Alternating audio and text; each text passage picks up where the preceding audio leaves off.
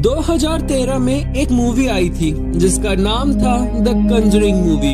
ये बाकी मूवी से अलग थी क्योंकि ये असल घटना पर आधारित थी। उस मूवी में सबसे डरावनी थी यह डॉल, पर असल में ये डॉल ऐसी नहीं थी। इस डॉल को डरावना बनाने के लिए डायरेक्टर ने इसे रीडिजाइन करवाया था। दोस्तों, कहा जाता है कि इसकी असली कहानी कुछ और है।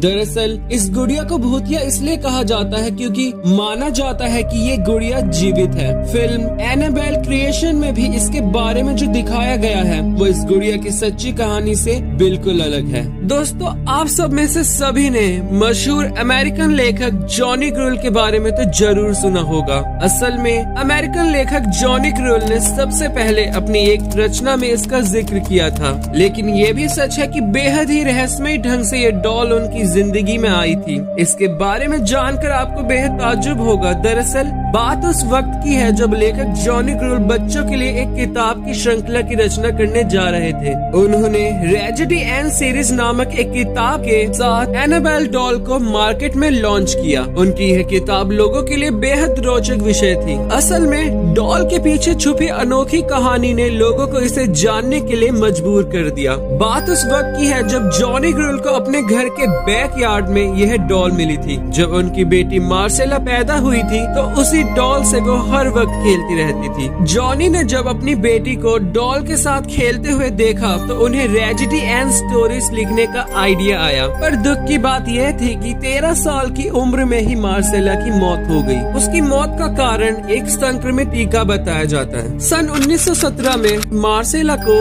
डायरिया के कारण दुनिया को अलविदा कहना पड़ता है। मार्सेला की मौत के बाद जब ट्रेजेडी एंड स्टोरीज को मार्केट में लाया गया तब उस डॉल का मॉडल भी बुक के कवर पेज पर छापा गया। ये मार्सेला को श्रद्धांजलि देने के कारण ही लॉन्च किया गया था। पर हैरानी की बात ये थी कि मार्सेला की मौत के बाद असली एनाबेल डॉल जिससे मार्सेला खेला करती थी वो अचानक ही घर से कहीं गायब हो गई। जिस रहस्यमय ढंग से ये डॉल उस घर में आई थी ठीक वैसे ही वहाँ से वो लापता भी हो गई। किसी को भी कुछ भी नहीं पता था कि वह गुड़िया आखिर कहाँ गई।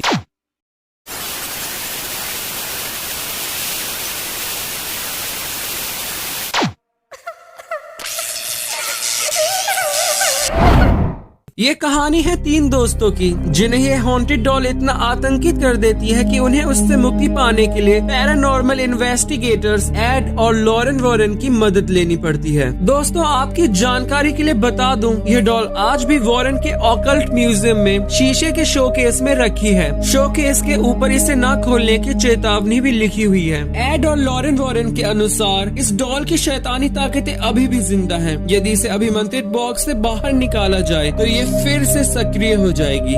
उनके अनुसार इस डॉल को बॉक्स में बंद करने के बाद भी ये एक इंसान की मौत के लिए जिम्मेदार है।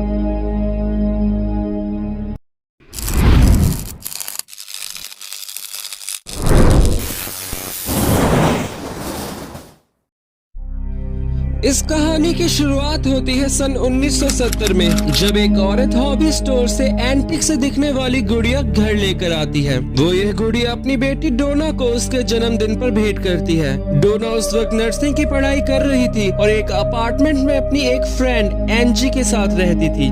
डोना अपनी माँ द्वारा दी गई डॉल को अपने बेड पर एक कोने में सजा देती है। कुछ ही दिनों में डोना और उसके फ्रेंड को उस डॉल के बारे में कुछ अजीब सा अनुभव होता है। वो नोटिस करते हैं कि गुड़िया अपने आप मूव कर रही थी। शुरू में तो ये मूवमेंट बहुत ही मामूली होते हैं, जैसे कि डॉल का एक ही जगह घूम जाना, पर जैसे जैसे दिन बीत रहे थे ये मूवमेंट बढ़ते जा रहे थे। अब हालात ये हो जाते हैं कि जब वो कॉलेज से घर आते थे तो डॉल कभी तो उन्हें दूसरे कमरे में, कभी सोफे पर और कभी कुर्सी पर मिलती थी। यहाँ तक कि कमरा बंद होने के बावजूद डॉल अपनी जगह बदल लेती थी। डॉल को लाने के 1 महीने के बाद हालात और भी पेचीदा होने लगते हैं। अब उन्हें कमरों में कागज पर लिखे संदेश मिलने लगते हैं। कागज पर हेल्प मी लिखा होता था और राइटिंग भी छोटे बच्चों की जैसी होती थी। उसमें भी आश्चर्य की बात यह थी कि मैसेज चमड़े के कागज पर लिखे होते थे जो कि उस घर में थे ही नहीं। एक रात वो सब जब घर आते हैं तो उन्हें डॉल की पीठ और सीने पर खून की कुछ बूंदें नजर आती हैं। अब उनका धैर्य जवाब दे जाता है। उन्हें लगता है कि इस डॉल में किसी की आत्मा है और वो आत्माओं से बात करने वाले एक इंसान को मदद के लिए बुलाते हैं। वो व्यक्ति इस गुड़िया की आत्मा से बात करके पता लगाता है कि उसमें एक बच्ची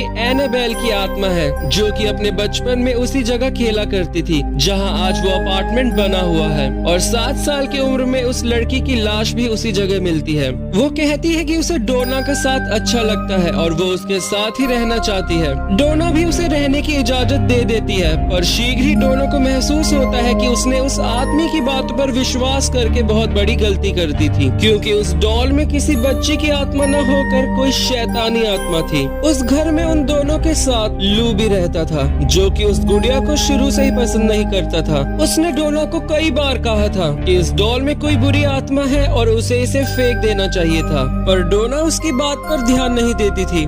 बच्चे की आत्मा से बात करने के कुछ दिन बाद ही एक दिन सुबह उठकर लू ने बताया कि कल रात डॉल ने उसे गला दबाकर मारने की कोशिश की थी। डोना को लगता है कि लू ने रात को कोई डरावना सपना देख लिया था, लेकिन उस दिन दोपहर को एक ऐसी घटना घटती है जिससे कि सबके होश उड़ जाते हैं। होता यूं है कि दोपहर को लू और एंजी बैठकर बातें कर रहे थे, तभी अचानक ही डोना के कमरे से भयानक चीखें सुनाई देती हैं, जबकि डोना तो घर पर होती ही नहीं है। वो दोनों डरते डरते डोना के कमरे में पहुंचते हैं। जब वो अंदर पहुंचते हैं तो वहां उन्हें डॉल के अलावा कोई नजर नहीं आता। एनाबेल डॉल लू को देखते ही उस पर हमला कर देती है और उसकी शर्ट फाड़ देती है और उसके शरीर पर जगह जगह घाव कर देती है। इस हमले से घबराया लू सदमे में चला जाता है। लू पर हुए हमले से डोना को विश्वास हो जाता है कि इस गुड़िया में कोई बच्ची की नहीं बल्कि एक शैतानी आत्मा थी और यह गुड़िया शापित है। अब डोना मदद के लिए एक बिशप फादर हैगन से मिलती है और सारी बात उन्हें बता देती है। फादर हैगन को यह सब एक शापित आत्मा का मामला लगता है, इसलिए वो डोना को अपने सीनियर फादर कुक के पास भेज देते हैं जो कि इन्वेस्टिगेशन के लिए पैरानॉर्मल एक्सपर्ट एडवर्ड और लॉरेन रीटा वॉरेन को बुलाते हैं।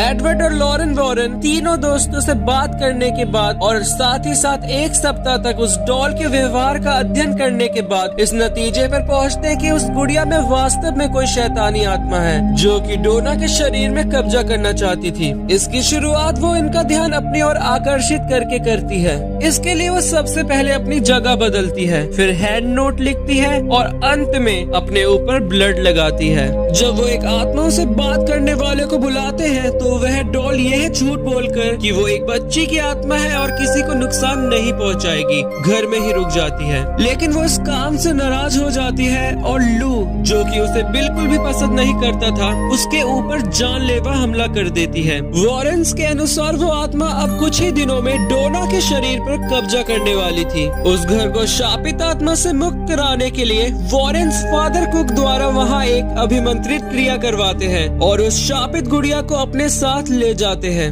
लेकिन जल्द ही उन्हें महसूस होता है कि एनाबेल डॉल की शैतानी ताकतें बहुत ज्यादा हैं, क्योंकि जब वो उस डॉल को अपनी गाड़ी में रखकर रवाना होते हैं तो उस गाड़ी के पावर ब्रेक और स्टीयरिंग मोड पर काम करना बंद कर देते हैं, जिससे कि गाड़ी इधर उधर टकरा जाती है। वॉरेन्स फौरन समझ जाते हैं कि ये सब एनाबेल डॉल की शैतानी ताकतों के कारण ही हो रहा था। वो अपनी गाड़ी को रोकते हैं और उस गुड़िया पर अभिमंत्रित जल छिड़कते हैं। उसके बाद वो गुड़िया शांत होती है और वॉरेन सही सलामत घर पहुंच जाते हैं। वो एनाबेल डॉल को अपने ऑफिस में रख देते हैं। 1-2 दिन बाद ही डॉल की पुरानी हरकतें फिर शुरू हो जाती हैं। वॉरेन जाते हुए उसे एक कमरे में बंद करके जाते थे, पर वो आते हैं तो वो कभी उन्हें सीढ़ियों में तो कभी दूसरे कमरों में मिलती थी। इसी बीच एक और घटना घटती है। एक बार फादर जैसन ब्रॉडफ्रेड वॉरेन से मिलने उनके ऑफिस आते हैं तो उन्हें वहाँ पर ये एनाबेल डॉल दिखती है। वो डॉल को उठा के कहते हैं कि ये तो सिर्फ एक डॉल है,